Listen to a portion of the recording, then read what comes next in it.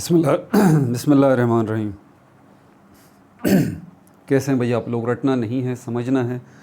Sindh text book board matric Pakistan study chapter number 2 making of Pakistan का part 22 जो है वो हम करने जा रहे हैं। और पाकिस्तान मूवमेंट जो है ये चल रही है। पाकिस्तान मूवमेंट यानी कि तहरीक पाकिस्तान, इसका पार्ट 2। कॉपी पेंसिल ले लीजिए, लेक्चर को नोट करना और मुस्कुराते रहना। तो कहाँ पर आ गए हम? अब पाकिस्तान बनने जा रहा है। अब पाकिस्तान बनने जा रहा है। पिछला पार्ट इसका देख लीजिए, क्योंकि इसमें 8 हेडिंग्स हैं। ठीक है, पिछले पार्ट के अंदर 2 हेडिंग्स को हम डिस्कस कर चुके। पिछले पार्ट के अंदर 2 हेडिंग्स को हम डिस्कस कर चुके हैं। एक तो लाहौर रेजोल्यूशन 1940 पाकिस्तान रेजोल्यूशन, इसको डिस्कस कर चुके हैं। और कॉन्स्टिट्यूशनल प्रपोजल्स, जिसको क्रिप्स मिशन भी कहते हैं, इसको भी हम डिस्कस कर चुके हैं। इस पार्ट के अंदर हम जो है वो शिमला कॉन्फ्रेंस, इसको डिस्कस करेंगे। तीसरी हेडिंग जो आ रही है इसके अंदर पाकिस्तान मूवमेंट में, और चौथी हेडिंग इलेक्शंस ऑफ 1945 एंड 46, इसको डिस्कस करेंगे। ठीक है भाई। अब यहाँ पर ये मामला हो गया है कि अब मुसलमान जो है हिंदुस्तान के, वो बोल रहे हैं कि भाई हमें राइट्स नहीं चाहिए। ये जो आपको पार्ट 5 और ये 2 लिखा हुआ नज़र आ रहा है, क्योंकि matric chemistry new book chapter number 1 chemical equilibrium जो है उसका वो भी चल रही है। तो ये 2 उसके लिए लिखा हुआ है। पार्ट 2 हो चुका है, पार्ट 1 भी हो चुका, पार्ट 2 भी हो चुका। देख लीजिए आप लोग, इसी वीडियो के एंड में उसका लिंक मिल जाएगा। पार्ट 5 ये जो लिखा हुआ है, ये लिखा हुआ है सेकंड ईयर फिज़िक्स के लिए, जो न्यू बुक आई है वो भी साथ साथ चल रही है। तो ये 5 उसके लिए है, क्योंकि मैं भूल जाता हूँ किसका पार्ट बना रहा था, किसका कौन सा पार्ट था, इसलिए सब लिखे हुए हैं। ये रहा part 22 chapter number 2 making of Pakistan का आपके लिए। अगर आप नए आए हैं तो दोबारा मैं ये बात कहूँगा कि भाई आप जो है अपनी बेसिक्स स्ट्रॉन्ग कर लें मेहरबानी करके पाकिस्तान स्टडी की, वरना आप समझ नहीं सकते, ये आपके सर पे से गुजर जाएगी। 3 चीज़ों पे ग्रिप कर लें आप अपनी, जो पिछली वीडियोस में मैं करा चुका हूँ। चैप्टर नंबर 1 आइडियोलॉजी से लेके, पहली जो है हिस्ट्री, आपको हिस्ट्री का पता होना चाहिए, हिंदुस्तान में मुसलमान आ कहाँ से गए, मक्के मदीने से। दूसरा, आपको ये पता होना चाहिए ज्योग्राफ़ी का, नॉर्थ साउथ ईस्ट वेस्ट, ये आपको समझ में आना चाहिए। तीसरा जो है आपको ये पता होना चाहिए पॉलिटिक्स क्या है, उसकी बेसिक्स क्या है, क्योंकि ये सियासी जंग जो है वो चल रही थी। अंग्रेज़ों के साथ हिंदुओं और मुसलमानों की जो जंग चल रही थी वो कोई तलवारों पे नहीं चल रही थी, बल्कि ये पॉलिटिकल वार थी। तो ये आपको जो है पॉलिटिक्स का समझ आना चाहिए। पार्लियामेंट क्या होता है, लोअर हाउस, अपर हाउस, ठीक है, ये सारे के सारे आपको पता होना चाहिए। MNA क्या होता है, MP क्या होता है, ये सारी पिछली वीडियोज़ के अंदर मैं तफसील से बता चुका हूँ। ठीक है, तो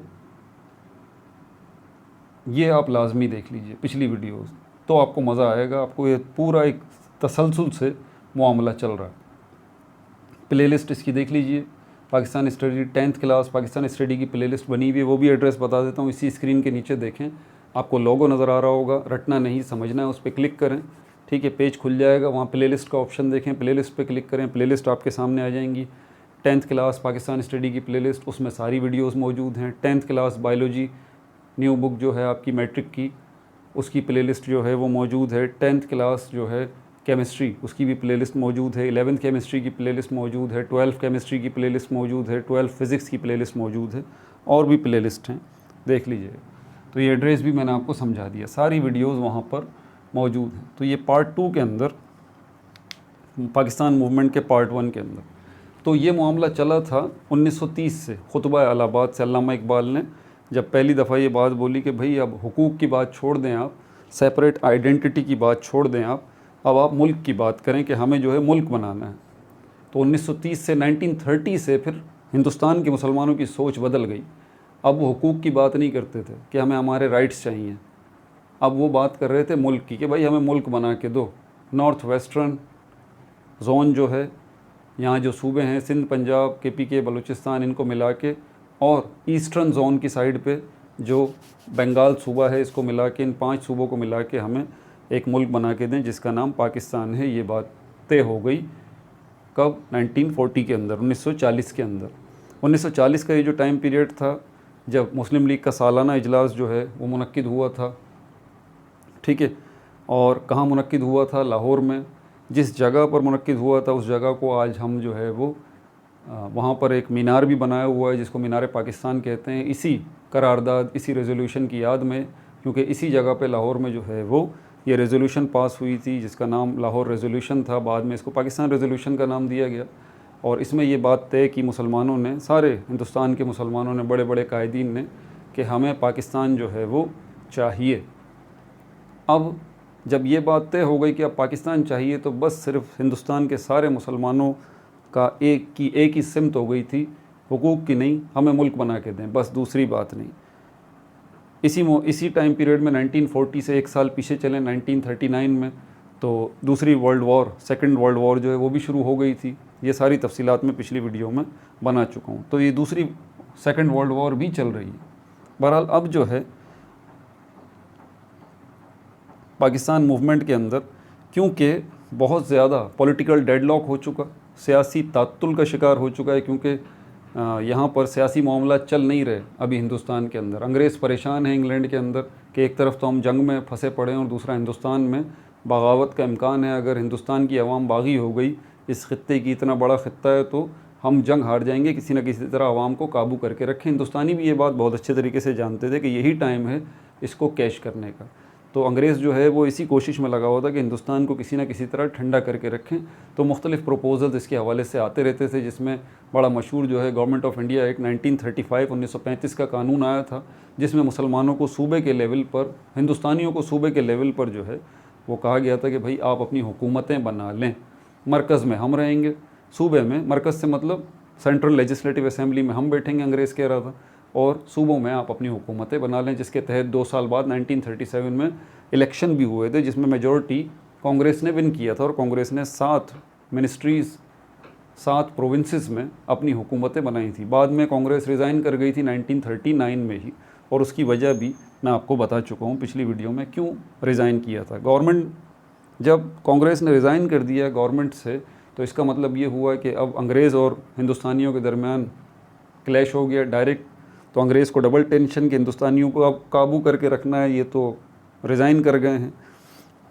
फिर 1940 में मुसलमान जो है वो तो बात ही अलग कर रहे थे, बोल रहे थे भाई हमें जो है वो अंग्रेज़, हिंदुस्तान में कांग्रेस ये बात कर रही थी, अंग्रेज़ों को कह रही थी कि भाई हिंदुस्तान छोड़ दो, आप यहाँ से चले जाओ, जबकि कांग्रेस ये बात कर रही थी कि बिल्कुल जाओ लेकिन पाकिस्तान बना के जाओ। बस ये फ़र्क था। कांग्रेस ये नहीं चाहती थी कि इंडिया की तकसीम हो जाए, इस खित्ते की तकसीम हो जाए, जबकि मुसलमान ये चाह रहे थे कि इसकी तकसीम हो, ये खित्ता है, ये कोई मुल्क नहीं है, ठीक है, इसकी तकसीम होनी चाहिए।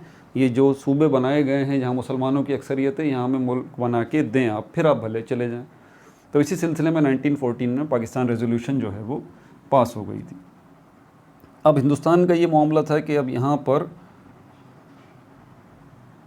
कांग्रेस ने रिज़ाइन कर दिया था गवर्नमेंट से और बड़ा पॉलिटिकल डेडलॉक हो गया था। इसी सिलसिले में जो है वो ये शिमला कॉन्फ्रेंस, तीसरी जो हेडिंग इसमें आएगी, शिमला कॉन्फ्रेंस, शिमला कॉन्फ्रेंस। शिमला के मुकाम पे, इंडिया में, हिंदुस्तान में शिमला के मुकाम पे ये जो है ये कॉन्फ्रेंस हुई थी, ठीक है। ये कब हुआ था? 1945, after world war 2, after world war 2 and हो चुकी थी, ठीक है। और लॉर्ड वेविल को वॉइस रॉय बना के भेजा गया था। लॉर्ड वेविल को क्या बना के भेजा गया था? वॉइस रॉय, वॉइस रॉय जो है वो बना के भेजा गया था। इसका मकसद क्या था? लॉर्ड वेविल वॉइस रॉय का ये कोशिश, इसकी विश थी कि यूनाइट कर दिया जाए सब कॉन्टिनेंट को, विश टू यूनाइट सब कॉन्टिनेंट, विश टू यूनाइट सब कॉन्टिनेंट। ये चाहता था ये बात कि सब कॉन्टिनेंट को, इस खित्ते को मुत्तहिद करके रखा जाए, ठीक है। किस तरह से? Bye coalition government. कोalition का मतलब होता है इत्तेहाद, यूनाइटेड गवर्नमेंट जो है वो बना दी जाए by coalition government of all parties, all parties, जिसमें कांग्रेस और मुस्लिम लीग जो है ये 2 बड़ी पार्टीज़ थी, ठीक है, जिसमें कांग्रेस और मुस्लिम लीग को कहाँ रखना है? पहली दफ़ा सेंट्रल लेजिस्लेटिव असेंबली में भी, जी सेंट्रल लेजिस्लेटिव असेंबली में भी यहाँ तक राज़ी हो गए थे। गवर्नमेंट ऑफ इंडिया एक्ट 1935 जो आया उसके अंदर सूबों में हुकूमतें बनाने का इख्तियार दिया गया था, लेकिन 1945 में क्योंकि इंग्लैंड जीत तो गया था सेकेंड वर्ल्ड वॉर, ठीक है, लेकिन जनाजा इंग्लैंड का निकल गया था, उसकी हिम्मत नहीं थी अब मज़ीद के जिन इलाकों पर उसने कब्ज़ा कर रखा है उस कब्ज़े को बरकरार रख सके। तो वो सेफ़ और साउंड जो है इंग्लैंड भी उन इलाकों से निकल रहा था। बहुत सारे इलाके जो थे हिंदुस्तान के अलावा वहाँ से भी इंग्लैंड जो है वो बाहर निकल गया। तो उन्होंने बोला बाबा अब चलो, अपना ही मुल्क ख़तरे में पड़ा हुआ है इस वक्त, हम खुद इतने ज़ख्मी हो गए कि इनके ऊपर कब्ज़ा रखेंगे, ये ना हो कि ये जो मकबूजा इलाके हैं हमारे यही हम पर चढ़ दौड़ें और इंग्लैंड ही हमारे हाथ से निकल जाए, इसलिए इनको आज़ादियाँ दे दो। ठीक है, तो सेंट्रल लेजिस्लेटिव असेंबली में कांग्रेस और मुस्लिम लीग को सीटें दे दी जाएंगी, ये भी इन्होंने डिसाइड कर दिया। ठीक है, और सेंट्रल लेजिस्लेटिव असेंबली का मतलब ये है कि कांग्रेस और मुस्लिम लीग फेडरल गवर्नमेंट बना सकते हैं, मिलके वफाकी हुकूमत बना सकते हैं। दो किस्म की हुकूमतें होती हैं ना, सूबाई और वफाकी, ये बात जहन में रखिएगा। सूबाई हुकूमतों का इख्तियार मिल गया था 1935 में, और फेडरल गवर्नमेंट बनाने का इख्तियार जो है ये लेके आया था 1945 में। 1945 में वर्ल्ड वॉर ख़त्म हो चुकी थी। ठीक है भाई, तो फिर इसने क्या किया, लॉर्ड वेविल ने कन्वीन्ड अ मीटिंग, एक मीटिंग बुलाई, कन्वीन्ड मीटिंग, एक मीटिंग बुलवाई ऑल पार्टीज़ की, सारी पार्टीज़ की एक मीटिंग बुलवाई। कहाँ पर? इन जून 1945, जून 1945 में एट शिमला के मुकाम पर, एट शिमला के मुकाम पर उसने मीटिंग बुलवाई। सारी पार्टीज़ को बोला भाई आ जाओ मीटिंग करते हैं यार। ठीक है, अब पार्टीज़ तो सारी तो नहीं जाती, ऑब्वियस ही बात है, मुस्लिम लीग की तरफ से भी कोई रिप्रेजेंटेटिव नुमाइंदा गया इस मीटिंग के अंदर, कांग्रेस की तरफ से भी कोई नुमाइंदा रिप्रेजेंटेटर गया इस मीटिंग के अंदर, और दूसरी जो पार्टीज़ पॉलिटिकल पार्टीज़ थी उनके भी नुमाइंदे एक एक दो दो इस मीटिंग में गए, और ये मीटिंग कई रोज़ तक चलती रही लॉर्ड वेविल के दरमियान और इन सारी पॉलिटिकल पार्टीज़ के ये जो रिप्रेजेंटेटर आए थे इनके दरमियान। ठीक है भाई, अब यहाँ पर जो रिप्रेजेंटेटर थे REP मतलब रिप्रेजेंटेटर थे, कांग्रेस की तरफ से मौलाना अब्दुल कलाम आज़ाद थे। कांग्रेस की तरफ से कौन थे? मौलाना अब्दुल कलाम आज़ाद। अब कांग्रेस ने देखें मौलाना अब्दुल कलाम, क्योंकि कुछ हिंदुस्तानियों का ख्याल था कि हमें अलग मुल्क नहीं बनाना चाहिए, बावजूद ये कि वो मुसलमान थे, लेकिन उनका ख्याल था कि भाई अलग मुल्क बनाने की कोई तुक नहीं है, हम हज़ारों सालों से साथ ही रहते हुए आ रहे हैं, तो ये हिंदुस्तान को यूनाइटेड ही रहने दो, इसको डिवाइड करने की ज़रूरत नहीं है, जिसमें मौलाना अब्दुल कलाम आज़ाद भी शामिल थे। और मुसलमानों को ऐसी कोई परेशानी नहीं होगी और इनको अपने हुकूक मिलते रहेंगे, ये मौलाना अब्दुल कलाम और इसी तरह और दूसरे मुस्लिम कायदीन थे जो कांग्रेस की साइड पे थे और चाहते थे कि हिंदुस्तान डिवाइड ना हो। अगर मौलाना अब्दुल कलाम आज़ाद आज ज़िंदा होते तो देखते कि हिंदुस्तान में इस वक्त मुसलमानों का जो हाल है, जो वहाँ रुक गए थे, रह गए थे, ठीक है, पाकिस्तान में मुसलमानों का जो हाल है वो तो इस चीज़ को छोड़ दें आप कि क्या हाल है, हिंदुस्तान में इस वक्त मुसलमानों का ये हाल है कि एक मुसलमान जो है उसकी ज़िंदगी गुजर जाती है हिंदुओं को ये यकीन दिलाने पर कि भाई हम हिंदुस्तानी हैं और हम आपके वफ़ादार हैं। आप YouTube खोल लें, वीडियोस देख लें, मेरी बात का यकीन नहीं आता आपको, आप देख लें वहाँ हो क्या रहा है, कि वही ख़दशात जो मुस्लिम लीग और बड़े बड़े कायदीन, कायदे आज़म और ये और वो, इन सबको ख़दशात थे कि अगर हमने मुल्क नहीं बनाया और यहाँ पर हम हिंदुओं के ही साथ रहे तो हिंदू हमारा बेड़ा गर्क कर देंगे, हम आगे चल के नहीं जी पाएंगे इस खित्ते के अंदर हिंदुओं के साथ रह के, हिंदू मेजॉरिटी में। आज देख लें हिंदुस्तान में यही काम हो रहा है। मौलाना अब्दुल कलाम आज़ाद अगर ज़िंदा होते तो देखते कि हिंदुस्तान के मुसलमान, आप देखें एक्टर्स जो हैं, बड़े बड़े मुसलमान एक्टर्स जो हैं, उनके बयानात सुने तो बहुत कुछ है। वो सिर्फ ये यकीन दिलाने की कोशिश कर रहे हैं मोदी सरकार को कि हम आपके वफ़ादार हैं भाई, आप माने इस बात को, और वो कह रहे हैं कि आप मुसलमान हैं, हमारे लिए इतना ही काफ़ी है जानना, आपसे वफ़ादारी की तवक्का हमें नहीं है। मुसलमानों को इस तरह ट्रीट करते हैं वो, ठीक है। मुसलमानों के लिए लॉज अलग होते हैं, कवानीन अलग होते हैं। धोखा होता है, डिस्प्ले होता है कि भाई हम तो सारे हिंदुस्तानी हैं, कोई सारे हिंदुस्तानी नहीं है। आप देखें इस वक्त इंडिया में मुसलमानों का हाल क्या है, ठीक है। तो कांग्रेस की तरफ से बहरहाल मौलाना अब्दुल कलाम आज़ाद आए थे। कांग्रेस के बड़े बड़े जो लीडर थे हिंदू, उन्होंने मौलाना अब्दुल कलाम आज़ाद को इसीलिए भेजा था ताकि दुनिया को ये तासुर दिया जा सके कि भाई कांग्रेस जो है वो सबकी पार्टी है। हिंदू हों, मुसलमान हों, सिख हों, ईसाई हों, कांग्रेस सबकी पार्टी है। इसीलिए देखें हमने एक मुसलमान को अपना नुमाइंदा बना के भेजा है कि आप जाइए और लॉर्ड वेविल से मीटिंग कीजिए, ठीक है। मुस्लिम लीग की तरफ से कौन होगा? एग्जैक्टली कायदे आज़म। मुस्लिम लीग की तरफ से कौन आए? कायदे आज़म।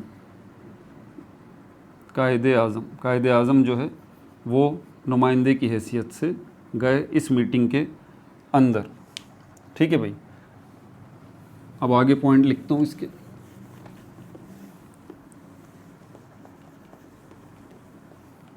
इस मीटिंग के अंदर कायदे आज़म ये, अच्छा, कॉन्फ्रेंस स्टार्ट हुई जून, स्टार्ट जो हुई ये कॉन्फ्रेंस ये हुई जून 1945, जून 1945 को चलती रही और काफ़ी टाइम तक चलती रही। लॉर्ड वेविल के जो प्रपोजल्स थे, लॉर्ड वेविल ये बात कर रहे थे सबसे, लॉर्ड वेविल ये बात कर रहे थे कि भाई ऐसा करते हैं, 5 मिनिस्टर्स जो हैं, 5 मिनिस्टर्स सेंट्रल लेजिस्लेटिव असेंबली के लिए, वफाकी हुकूमत बनाने के लिए, ज़रा देखिए 5 मिनिस्टर्स जो हैं ये तजवीज़ दी लॉर्ड वेविल ने। 5 मिनिस्टर्स जो हैं वो कांग्रेस से ले लेते हैं और 5 ही मिनिस्टर्स जो हैं वो मुस्लिम लीग से ले लेते हैं, क्योंकि कोalition गवर्नमेंट बनाने का प्रोग्राम था ना इनका, फेडरल गवर्नमेंट, ठीक है। तो 5 मिनिस्टर्स जो हैं वो कांग्रेस से आ जाएं, 5 जो है वो मिनिस्टर्स किससे आ जाएं? मुस्लिम लीग से आ जाएं। 3 जो है अदर माइनॉरिटीज़ से आ जाएं, 3 मिनिस्टर्स जो हैं वो अदर माइनॉरिटीज़ से आ जाएं। और इस तरह ये 13 मिनिस्टर्स जो हैं वो फेडरल गवर्नमेंट में आ जाएंगे और सूबों के साथ साथ वफाक में भी नुमाइंदगी मिल जाएगी सबको, ठीक है भाई।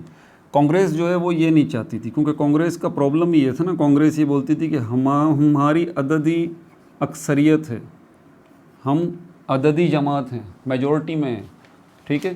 हिंदू 75% हैं तो मुसलमान 25% हैं। तो कांग्रेस जो है वो नहीं चाहती थी, नॉट विश्ड, कांग्रेस ये नहीं चाहती थी कि 5 मिनिस्टर्स जो हैं वो मुस्लिम लीग की तरफ से आएँ, 5 मिनिस्टर्स जो हैं वो मुस्लिम लीग की तरफ से आएँ, जस्ट 1। कांग्रेस ने बोला कि भाई 1 मिनिस्टर आप ले लें मुस्लिम लीग की तरफ से, 1 मिनिस्टर आप ले लें मुस्लिम लीग की तरफ से, ठीक है। अब ये मामला चल रहा था, ये बहस चल रही थी, तो कायदे आज़म ने एक नया ही प्रपोज़ल दिया। कायदे आज़म ने बोला भाई आप ऐसा करें, अगर कांग्रेस का ये ख्याल है कि ये वाहिद जमात है सारे हिंदुस्तानियों की, जिसमें हिंदू भी हैं, मुसलमान भी हैं, सिख, ईसाई, पारसी, सबकी अगर ये जमात है, तो आप ऐसा करें हिंदुस्तान में जनरल इलेक्शन आप करवा लें, जनरल इलेक्शन आप करवा लें। तो कायदे आज़म ने जो है वो क्या प्रपोज़ल दिया कि छोड़ें इस बहस को। कायदे आज़म की सियासी बसीरत देखिए, कायदे आज़म को यकीन था। कायदे आज़म ने बोला भाई इलेक्शन करवा लेते हैं, पता लग जाएगा कौन किसकी जमात है, आप इलेक्शन करवा लें, मुल्क में आम इंतखाबात करवा लें, प्रोविंशियल लेवल पे भी, फेडरल लेवल पे भी, सूबाई लेवल पे भी और वफाकी लेवल पे इलेक्शन करवा लें। आप प्रोविंशियल असेंबलीज़ के भी इलेक्शन करवा लें और सेंट्रल लेजिस्लेटिव असेंबली के भी इलेक्शन करवा लें, पता लग जाएगा कांग्रेस जो है वो सबकी जमात है या फिर कांग्रेस सिर्फ हिंदुओं की ही जमात है। इलेक्शंस करवा लें, ठीक है भाई। अच्छा, उसके बाद फिर कॉन्फ्रेंस जो है वो अनसक्सेसफुल हो गई, नाकामयाब हो गई। ये कॉन्फ्रेंस कई दिनों तक चली लेकिन इसमें कोई कामयाबी नहीं हुई। कोalition गवर्नमेंट जो है वो इसमें बनाने की तजावीज़ जो लॉर्ड वेविल ने दी थी, इनको नहीं माना गया। क्यों? इसकी वजह नेगेटिव एटीट्यूड ऑफ कांग्रेस, वही 1 मिनिस्टर वाली और 5 मिनिस्टर वाली, ठीक है। लेकिन जो दूसरी पार्टीज़ थी, अदर पार्टीज़, उन्होंने कायदे आज़म के इस प्रपोज़ल को एक्सेप्ट किया। उन्होंने बोला कायदे आज़म ने बहुत अच्छी बात की है जनरल इलेक्शंस करवा लेते हैं। कांग्रेस ये नहीं चाह रही थी, कांग्रेस चाह रही थी कि बस वैसे ही मामला हो जाए, क्योंकि कांग्रेस को पता था अगर जनरल इलेक्शंस हो गए तो दूध का दूध और पानी का पानी हो जाएगा। अदर पार्टीज़ भी क्या चाह रही थी, इलेक्शंस चाह रही थी, और उन्होंने एग्री किया कायदे आज़म को। ठीक है भाई, ठीक है, ये चाह रही थी।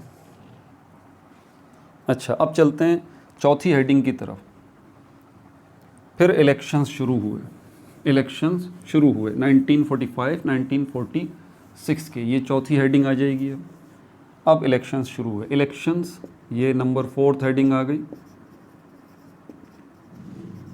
Elections of 1945-46। दोनों किस्म के इलेक्शन हुए थे। ठीक है, सेंट्रल लेजिस्लेटिव असेंबली यानी कि फेडरल गवर्नमेंट के भी इलेक्शन हुए थे और प्रोविंशियल गवर्नमेंट के भी इलेक्शन हुए थे। बारी बारी देख लेते हैं, पहले फेडरल गवर्नमेंट को देख लेते हैं, इसके इलेक्शन यानी कि सेंट्रल लेजिस्लेटिव असेंबली, जैसे कि आज का हमारा मौजूदा नेशनल असेंबली को आप समझ लीजिए वज़ीर आज़म के लिए वो। ठीक है भाई, तो ये दिसंबर में हुए, दिसंबर 1945 में किसके इलेक्शंस हुए थे, ये सेंट्रल लेजिस्लेटिव असेंबली। इलेक्शन किसके हुए थे, सेंट्रल लेजिस्लेटिव असेंबली की सीट्स के लिए, सेंट्रल लेजिस्लेटिव असेंबली की सीट्स के लिए हुए थे। ठीक है, मुसलमानों की जो सीट्स यहाँ पर एलोकेट की गई थी, देखें मुसलमान यही कह रहे थे ना कि हमारी सीट्स जो आप रखें वो मुस्लिम सीट्स के नाम से रखें, जिसमें सिर्फ मुसलमान ही कोई आ सकता है। ठीक है, जब मुस्लिम लीग ये बात कर रही थी कि हमारी सीटें रख दें सिर्फ मुसलमानों की सीटें, जिस पर सिर्फ मुसलमान ही आए, तो कांग्रेस ने फिर बोला कि ठीक है, हम मुसलमानों को ही अपने साथ मिला लेते हैं। आपकी जो मुस्लिम सीट्स आपको मिल गई हैं उन पे मुसलमान तो आएंगे, लेकिन उनकी पॉलिटिकल पार्टी कौन सी होगी, कांग्रेस की होगी, कांग्रेस की होगी। ठीक है भाई, तो 30 मुस्लिम सीट्स थी। मुस्लिम सीट्स कितनी थी सेंट्रल लेजिस्लेटिव असेंबली में, 30 सीट्स जो हैं वो रखी गई थी, 30 सीटें रखी गई थी। मुस्लिम लीग ने जो है वो, मुस्लिम लीग ने जो है वो सारी सीट्स विन की, 1 ऑल सीट्स, 1 ऑल सीट्स।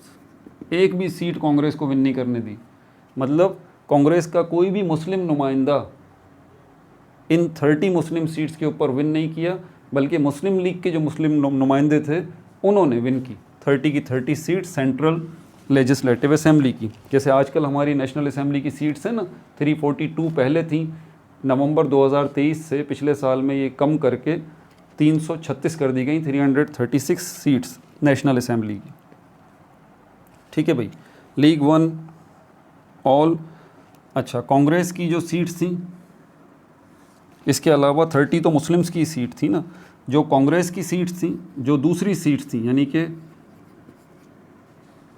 30 मुस्लिम सीट्स के अलावा ये तो 30 सीट्स तो थी ही मुस्लिम की, कोई भी आके इस पे जो है वो इलेक्शन लड़ ले, कांग्रेस भी लड़ ले, मुस्लिम लीग भी लड़ ले, तो मुस्लिम लीग तो जीत गई थी। सारे मुसलमान नुमाइंदे जो मुस्लिम लीग के थे वो विन कर गए थे, सारे मुसलमान नुमाइंदे जो कांग्रेस के थे वो हार गए थे। अब इनके अलावा जो सीट्स थी वो कितनी थी, टोटल 72 सीट्स थी, और आउट ऑफ 72 सीट्स कांग्रेस ने जो विन किया वो 57 सीट्स विन की, 57 सीट्स जो है वो विन कर ली। ठीक है भाई, आगे और क्या बात है, मुस्लिम लीग जो है, अच्छा एक बात को जहन में रखिएगा, पंजाब 2 हिस्सों में डिवाइड था। पंजाब बहुत बड़ा सूबा था, बंगाल भी बहुत बड़ा सूबा था। जब तकसीम हुई थी ना, पाकिस्तान बना था और इंडिया जब बना था 1947 में, तो बंगाल के भी 2 हिस्से हुए थे और पंजाब के भी 2 हिस्से हुए थे। ठीक है, एक हिस्सा पाकिस्तान में शामिल हो गया था, एक हिस्सा इंडिया में शामिल हो गया था। ठीक है, बंगाल का भी एक हिस्सा पाकिस्तान में शामिल हो गया था और एक हिस्सा इंडिया में शामिल हो गया था। तो ये बात जहन में रखनी है, क्योंकि बहुत बड़े सूबे थे, यहाँ पर मुसलमानों की भी मेजॉरिटी थी और हिंदुओं की भी मेजॉरिटी थी। ये 19-20 का ही फ़र्क था, ज़्यादा नहीं था, लेकिन इतने बड़े सूबे थे कि आप अंदाज़ा कर लें कि बंगाल जिसके 2 हिस्से हुए थे, उसका एक हिस्सा जो पाकिस्तान के साथ शामिल हुआ था, आज आज़ाद होकर वो एक पूरा मुल्क बना हुआ है जिसको बांग्लादेश कहते हैं। ठीक है, तो ये बहुत बड़े मुल्क थे, वो बहुत बड़े सूबे थे। तो मुस्लिम लीग ने जो है वो सिंध में भी विन किया, पंजाब में भी विन किया और बंगाल में भी विन किया। तो मुस्लिम लीग सिंध में तो मुकम्मल जीती, पंजाब में जीत तो गई लेकिन आसान नहीं था, बंगाल में भी जीत गई लेकिन आसान नहीं था। ये कौन से हैं? सेंट्रल लेजिस्लेटिव असेंबली के इलेक्शन हैं। फिर क्या हुआ? फिर फरवरी में, यानी कि ये दिसंबर 1945 है, अगला साल शुरू होता है और फरवरी 1946 में पाकिस्तान बनने के एक साल पहले प्रोविंशियल इलेक्शंस हुए, सूबाई इलेक्शंस हुए, प्रोविंशियल इलेक्शंस हुए, सूबाई इलेक्शंस हुए। ठीक है भाई, सूबाई इलेक्शंस जो हुए इसमें मुस्लिम लीग, अब जितने सूबे थे हिंदुस्तान के, उन सारे सूबों के अंदर भी मुसलमानों की सीटें मौजूद थी, मुसलमानों की सीटें मौजूद थी। ठीक है, जैसे कि सेंट्रल लेजिस्लेटिव असेंबली में 30 सीट्स मुसलमानों की थी, इसी तरह बाकी सूबों के अंदर भी कोई हिसाब किताब सीट्स का सारे सूबों में मुस्लिम सीट्स का था। अब इसमें मुस्लिम लीग जो है वो भी अपने नुमाइंदे लेके आ रही थी और कांग्रेस जो है वो भी अपने मुस्लिम नुमाइंदे लेके आ रही थी। समझ में आ रही है बात आपको? अच्छा, ये हो गया। उसके बाद हमारे पास क्या हो गया? 495 मुस्लिम सीट्स थी। मुस्लिम लीग ने जो है यहाँ पर वन की 430 सीट्स, 430 सीट्स जो हैं आउट ऑफ 495 सीट्स में से 430 सीट्स जो हैं मुस्लिम लीग ने वन की और यहाँ पर इन्होंने अपनी गवर्नमेंट बना ली। ठीक है, अगेन इलेक्शन हुए थे दोबारा 1946 में ही, अगेन इलेक्शन हुए थे 1946 में। तो यहाँ पर जो है दोबारा इलेक्शन हुए थे। इस दफ़ा जो है मुस्लिम लीग ने सारी सीट्स विन की। मुस्लिम लीग वन ऑल सीट्स और मुस्लिम लीग ने जो है वो अपनी हुकूमतें बनाई थी। किसमें? सिंध में भी बनाई थी, पंजाब में और KPK में मुस्लिम लीग मुकम्मल हुकूमत नहीं बना पाई, यहाँ पर कांग्रेस के साथ कोalition करना पड़ा। ठीक है भैया, अपना बहुत ज़्यादा ख्याल रखिएगा। No like no subscribe, only share.